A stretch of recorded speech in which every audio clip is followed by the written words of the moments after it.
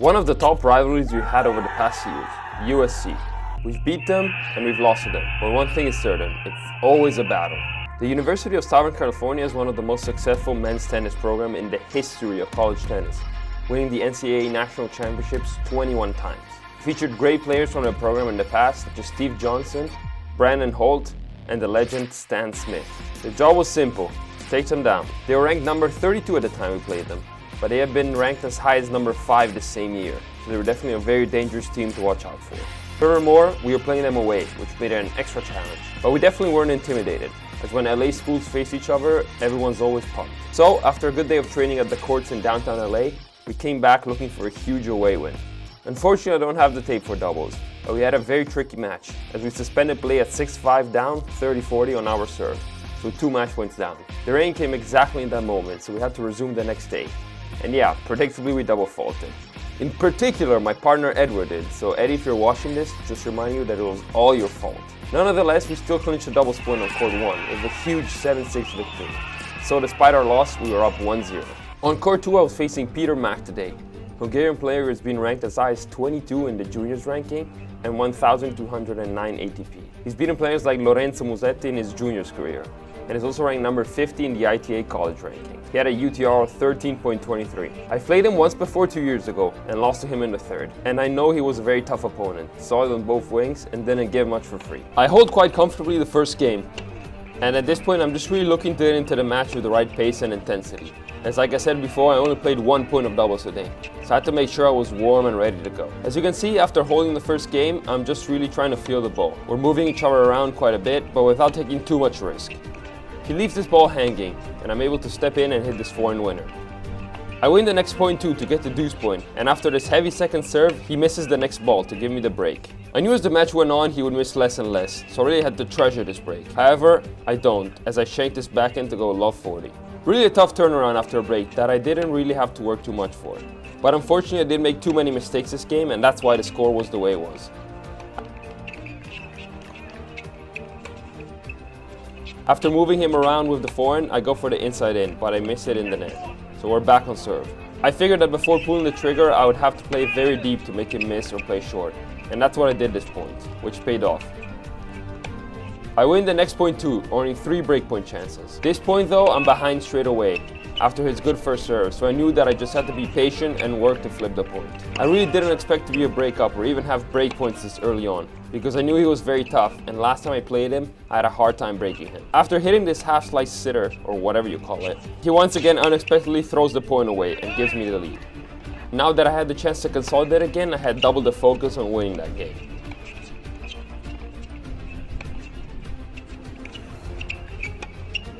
He switches line with the backhand and I'm a bit short, leaving him room to come forward and forcing me to pass him with the backhand line, which I luckily do. I lose the next point however, and now it's a big moment, 30-all. One of those points that could really determine which way the set is going. I'm a bit defensive here as he's locking me on my backhand side, which if you've seen enough of my reels you know that isn't exactly my best side. Nonetheless, I do fairly well to stay in the rally, until I finally get this forehand where I try to dictate with the inside in. Soon after, I get another forehand where I decide to approach, but they hit a terrible and ugly volley which apparently goes just out. Yeah, I'm not sure about that. So 2 breakpoints down again, I need to do something, and his first serve is perfect to set me up for the approach, and the volley combo takes me to deuce. The next point I knew wasn't going to be that easy though. In fact, we started with a second serve. Shortly after, he pushed me out with this low cross forehand, which I figured as the match went on was one of his best shots. I tend to play all my deuce points the same with no fear, and I like to be in control of the rally and looking to come forward and win the point myself. After good forehands to move him though, I find myself unprepared and hit this nothing ball, giving him an easy forehand to bring me back. So far looking like a women's match then, with all the breaks, but at least I was still up and had another chance to put pressure on him this game. A couple of middle hits by both until I hit big cross with this forehand, and then follow it with the short volley. Easy smash to put away. 15-30, he pulls one of his favorite combos though, kick wide and inside in, and I can't get there. He goes up 40-30, and this time he serves and volleys off the kick, and I have to scramble multiple times to get this point going. Despite my best attempts to stay in it, he eventually puts the smash away. So we're even for the first time in a while now. And it's not the sort of time in a match where you want to get broken for the third time in a row. So I have to maximize every chance I have and start playing my aggressive tennis, which I know will pay off. We get into a heavy and deep rally here, and I know I can't hit too big on these balls even if I want to. So I have to wait until I get the most comfortable ball and maybe shorter ones.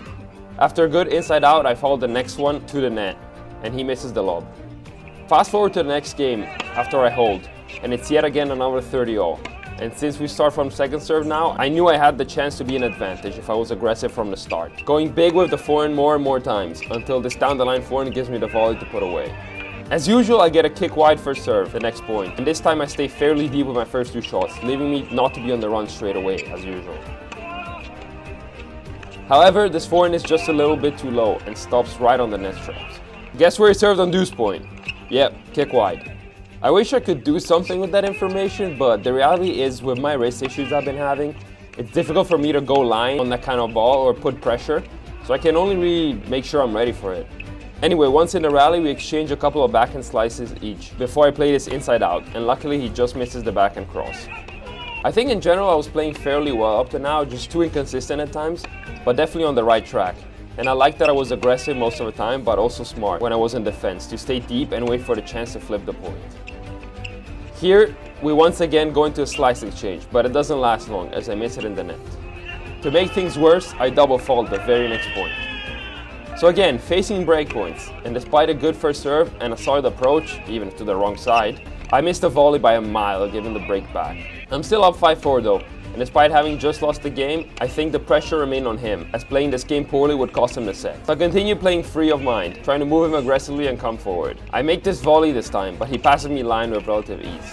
He goes up 30-15 and I go for the low backhand cross-court return, which I think is very effective on hard against the kick serve, because it forces the guy to stay neutral. I follow this big forehand and hit an excellent drop volley to make it 30-all. Once again, I know I have to be aggressive, and his heavy return cross is great to open up the court for me.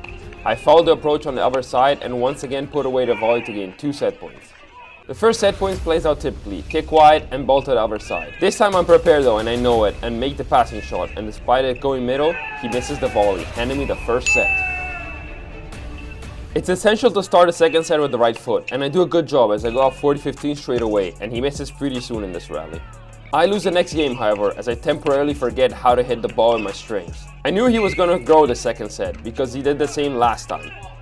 So I had to make sure I kept my concentration high and kept playing the right way. We'll get into a longer rally here, which is what he likes more than I do. But he keeps good depth and I can't really rush out of it, and eventually I miss in the net. At 30-all, I double fault. So I'm straight away facing 2 break points.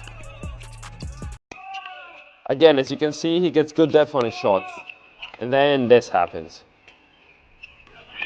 His level was definitely rising. He was missing less, playing always deep, and as you can see in this rally, being somewhat more aggressive. As usual, I try to make him run with my forehand, but I miss this time. Nonetheless, I'm able to make it 40-30. So if I win this point, I have a chance to break him. He misses this forehand into the net. I'm not even going to describe the pattern of the first 3 balls at this point, because you already know it by now. But yeah, let's just watch this point and see what happens.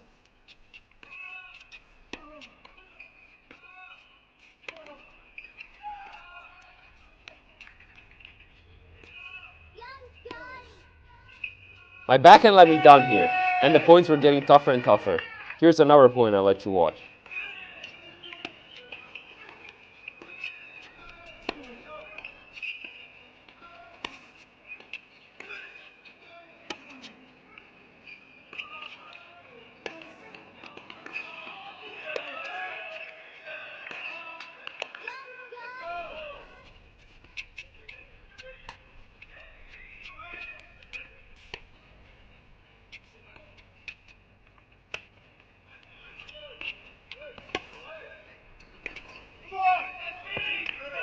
After losing the next 2 points, I'm breakpoint down, but I need to absolutely win this game to break his momentum and have a shot at this set.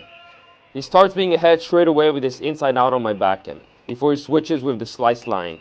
I try to trap him myself onto the backhand corner after, but after pushing me out, I miss the backhand into the net. which meant I was now down another break. The next game goes by quick until 40-30, when after the serve he misses this easy approach to make it deuce. At this point I know even just one break can halt his confidence and shake up the set. I needed a good passing shot, and here it is! I really pumped myself after this because I knew it was time to get the set back.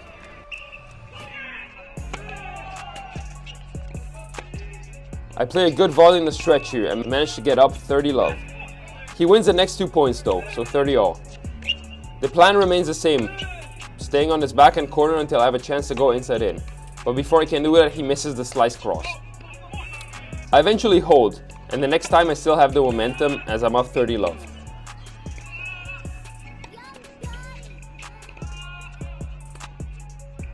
Typical tough rally here, waiting for the chance to go up. And no one is really dominating. We're more of a 60-40 situation here, shifting who is slightly ahead. At some point he just misses this forehand unforced. Quadruple breakpoint then, which sounds really good honestly. Pause. Where's he gonna serve? If you guessed it, leave a comment down below. I'm realizing as I'm commenting this match that a lot of rallies are the same. So sorry if there's no insane winners or crazy shots. You're gonna have to wait a couple games for those. But that's the truth about high-level tennis sometimes. A lot of it is just being solid and grinding without taking insane risks all the time or doing trick shots. But anyway, as the rally goes on, I try to put more pressure on him, and eventually he gives in, missing his forehand. The next game starts in a very rough way. 2 unnecessary misses, and I'm down love 30. Now, if you can see the overall match score at this point, it's 3-1 for us, meaning we needed 1 more team point to win the overall match. After winning the doubles point, we took wins on court 1 and on court 6. But dropped the match on court 4. Meanwhile, on remaining courts, we were down a break in the third set on court 3 and just split on court 5. So the situation was very tight and could have gone both ways. And this made the stage for my match much bigger. A big serve down the tee is not enough to earn the point, but I get this big approach. He's there, and I really thought this forehand was going to go deep, but it ends up going on the line, and that was a big mistake. I get broken, and he's serving for the set. It was time to give it absolutely all and fight for every ball. Because in these college matches, it makes a difference for the whole team, whether you lose a set or hang on, because it transmits hope or disappointment to your teammates. Here, I'm absolutely scrambling as much as possible, and I'll just let you watch.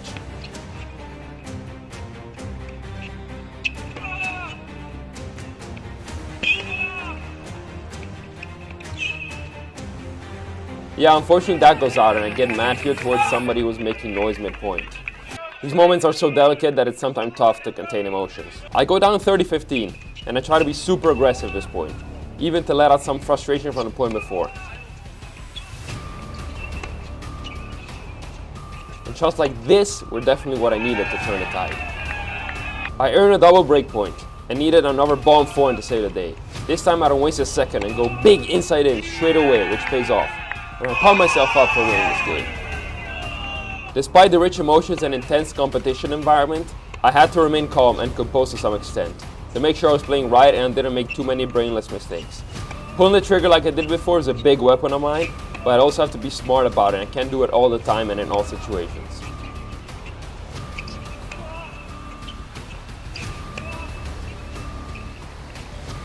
Very tough rally we get into here, and I decided to try and take the upper hand with this inside out. And then I just let the arm loose once again for yet another win. The forehand in this phase of the match was absolutely taking me places. And once again on game point, I closed the point with this approach. The goal for this game was simple: keep the momentum on my side and use it to break it. I opted for the slice line passing short, which honestly I can't believe it worked. 15-all.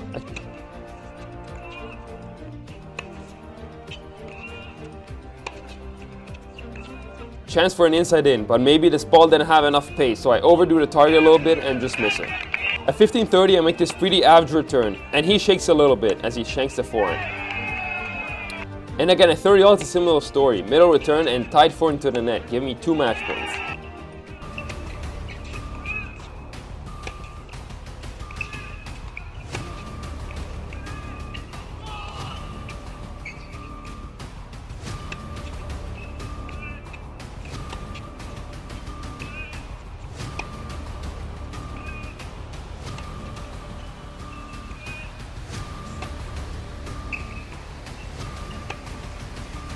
I go way too big here at the end of the 20-shot rally. One more match point though.